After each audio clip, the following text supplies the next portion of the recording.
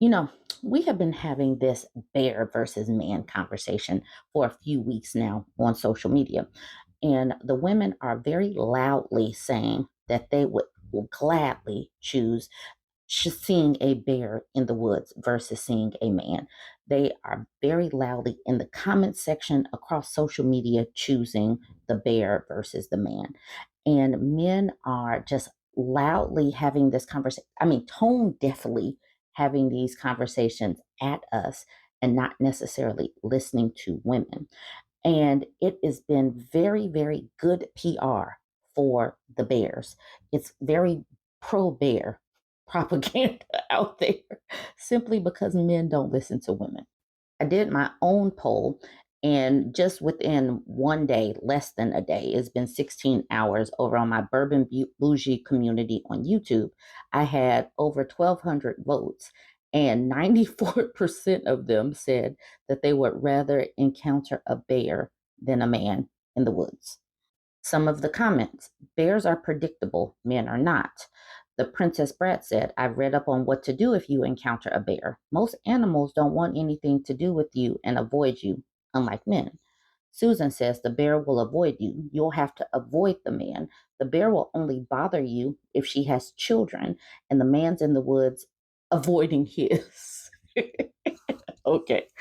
TK says, I wonder if they make movies about men killing people in the woods, but not about the bears doing the same. Wanderlust Homebody says, I asked my husband this question too, and even he said a bear. They are the most predictable. Rainbow Unicorn says, three men. I'd rather encounter Mama Bear, Papa Bear, and Baby Bear. Um, Brolivia says, oh, I'm sorry, Bry Olivia says, anyone picking option two is an XY. Little do they know they should choose the bear. Chronic Fatigue says, the bear doesn't hate me, feel entitled to anything, isn't angry because of life, isn't angry at me because I'm probably this or that. That annoys him, isn't annoyed at me because of how I'm dressed, doesn't hate me because of what I probably am or probably guilty of, doesn't think I deserve bad, won't wonder if he could get away with it if he did whatever he wanted with me, won't enjoy the power of me having no protection from him, and is completely dependent on him and completely at his mercy. It wouldn't lure me out of the comforting thing that I wanted to hear, that he wouldn't harm me, then turn on me when I fully trusted and was trapped. The bear would just lumber by, minding his own business, unless I tried to approach or make him feel threatened or was in his way, or if I had food. The bear is less psychologically distressing. There you have it. This was some of the comments on my page. Now, many people know, and I talked about the fact that I got demonetized for a day last week. Well, this person, Eric Blackman, said on a video of mine, it wasn't about the bear, but he said in general, well, at least you can't make money on your black men hate speech on this platform because for whatever reason, this type of person thinks that I'm only specifically talking about black men. When we're talking about men on this page, I am pulling experiences from women all throughout social media, and these are global situations. And I let this person know, good morning, I have my ads back. I was demonetized for a day. And he says, looks like I have a lot of work to do. Let the dusting begin. So instead of this person taking the opportunity to know and understand that, no, I'm not just singling out black men, that I'm not even disparaging black men, that or men in general. Um, I'm holding up women's perspectives. I am amplifying women's stories. And some of these things are not good in how men treat women. And men simply don't want people like me speaking. I said to him, I share women's experiences. If you want a better reputation, be better humans. And this man, like the many men in throughout these social media streets, don't want to be better. They just want to silence us. Anyways, Edward Blackman, he was, I have blocked him from my page. I just took this screenshot because it is indicative of how they think. they think that shutting me down, shutting other women down is going to stop us from feeling these ways when they could just be better humans. But they would do anything except be better. Now, I want to talk about this woman in her story. She was talking about how she would choose a bear over a man because she works in bear country.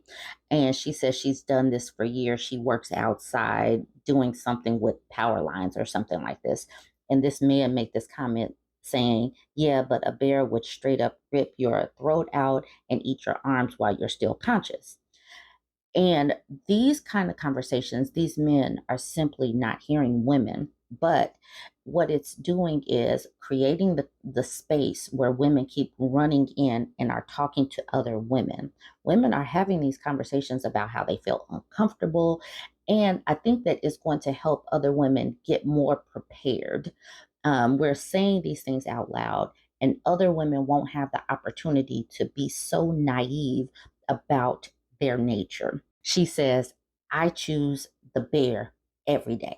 Every day. She works outside and she said that she knows she's been trained on what to do with the bears, but she would still choose the bears over men.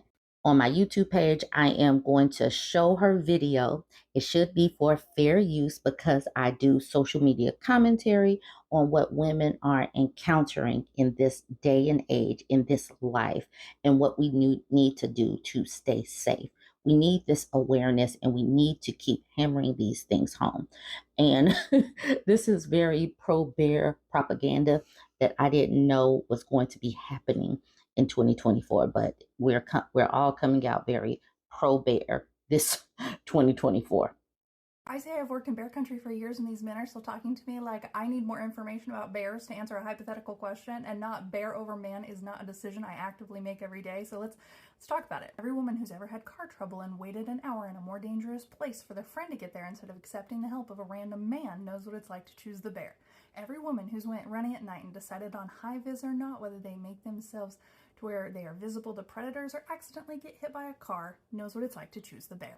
To not have a run-in with a bear, I just need to make myself more audible so they stay away from me. But if men hear me and they think that I'm alone, they are going to wonder why I'm there, they're going to take up my time, or worse, I'm at risk, serious risk. I can't wear a bear bell, that's what solo hikers wear, so I listen to an audiobook at full volume, so hopefully through the trees they'll think it's multiple people and leave me alone. If you have to go to the bathroom while you're on a trail crew, the etiquette is to take your hard hat off, you put it on the side of the trail, and then you go straight in. You're accounted for and people aren't going to go over there, right? If I am by myself, I take my hard hat and my high vis off, put it on the side of the trail, and then I go the other way because I don't want to be found or more visible in a vulnerable situation. I am choosing not only the bear, but somebody probably finding me later over trusting men. This is my bear spray. I carry it all the time. It's never for bears. This is the machete I carry with me in the field. It is very useful, and I chose a very basic model with no serrations or extra hooks or doohickeys on this side, so everything on this side of the blade is safe and everything on this side of the blade is not. This is my rock hammer. This is the loop it hangs off of my belt from. It is super useful in the forest, but a lot of people aren't used to seeing them, so I get two kinds of questions about it. People say, what do you use it for? And the joke answer used to be that I just found the clickety-clack of a 7.5-inch steel spike soothing. And then I would tell them what I used to use it for. But now I wrap this in string because of the second kind of question, which is, why do you have it?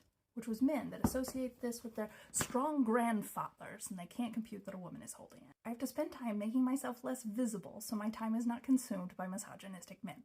It is lose-lose. The one time I really make my presence known is when I have a work vehicle on the side of the road, a bunch of cones, maybe a blinking surveyor sign or a work being done, because people will assume it is a man. Men have more respect for that imaginary male surveyor than they do with me in full high-vis and a clipboard on the side of a road. And here's the deal. I can make all these really informed decisions about my own personal safety and then carry it out to a T, and it is still going to be overrun by the aggressive audacity of men. I told a colleague I was going to do this short series counting down the scariest times I've had working in the woods, and she asked, oh, where's that near miss in Wilkinson sit? And I said, nowhere, because there's been so many of these, I forgot about that one. I had done everything right. I had signs out of the only interest to this property. It was huge, huge forested area, and I'm out there in the trees by myself, and I hear the crack of a rifle, and then men swearing, and about 7 elk ran past me.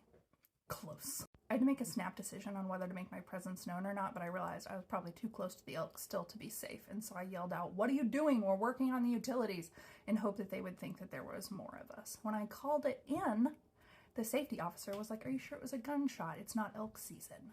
Because you guys all still fucking refuse to believe how dangerous you all are. These guys keep saying they're gonna eat arms while you're still conscious. You don't understand. Listen, I have worked in bear country for almost a decade now. I have had safety meetings about bears and mountain lions and hornets and what I'm supposed to do if I find a box of meth. I have never had a safety meeting about what I'm supposed to do when I realize the guy from the water district has been watching me through binoculars. I choose the path that has bark stripped away off of trees where bears have been licking the sap instead of the open trail that is visible from the road. I choose the bears every day. It's not a hypothetical. So, for some of the comments on the post, Molly Elizabeth says the fact that so many of them, as in the men, are picking this fight is doing more PR for the Bears than anything. And the creator said, for real, I've never been more pro bear in my life. Aaron Saunders said, I would actively roll myself through blackberries and stand upwind from a bear. The Missy R says, I want a t shirt that says pro bear. Dylan says, exactly. Hell, I looked it up. I'm taking the damn bear and we are hiding together. Diane wants to know where our pro bear t shirts are. Kuzka's Poison says, for real, I've asked over a dozen men why they are mad at us for how men have made us feel instead of being mad at men who have made us feel this way. None have answered. I really would like for men to answer that question. People get mad at us holding a mirror to behaviors, not the behaviors. Make it make sense. And the person at the bottom says, I'm voting bear in this election this fall. Oh man, there's so many good social media conversations happening these days. I want you guys to chime in. Let me know what you think about this. Don't forget to like, comment, and share.